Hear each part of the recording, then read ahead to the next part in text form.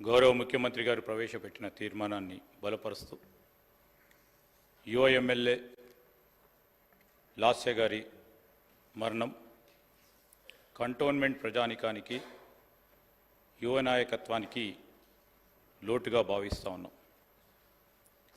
సాయన్న గారి ముగ్గురు కూతుర్లో చిన్నవారైన లాస్య గారు మొదటగా 2015లో పికెట్ నుంచి వార్డ్ మెంబర్గా పోటీ చేయటం, 2016లో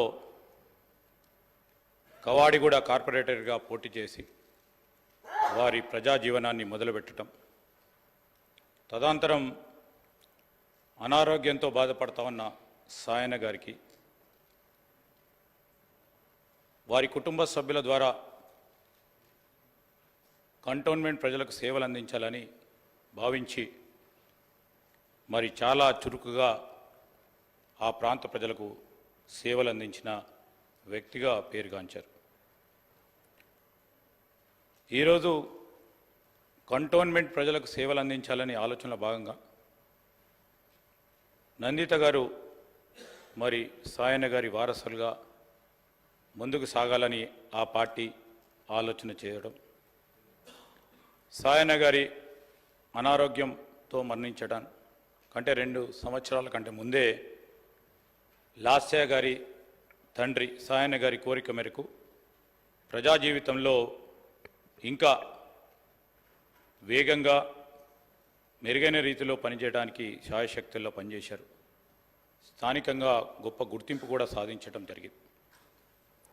అనారోగ్యంతో సాయన్న గారు మృతి చెందగా ఆయన వారసులుగా లాస్య గారు కుటుంబ పరంగా మరి వారందరూ ఆలోచన చేసి కంటోన్మెంట్ ఎమ్మెల్యేగా పోటీ చేసి చిరుప్రాయంలోనే పెద్ద మెజారిటీతో గెలుపొందారు. దురదృష్టవశాత్తు రోడ్డు ప్రమాదంలోనే వారు మన అందరి దగ్గర నుంచి దూరం కావటం చాలా విచారకరం. శ్రీ సాయన్న గారి వారసత్వాన్ని కొనసాగిస్తూ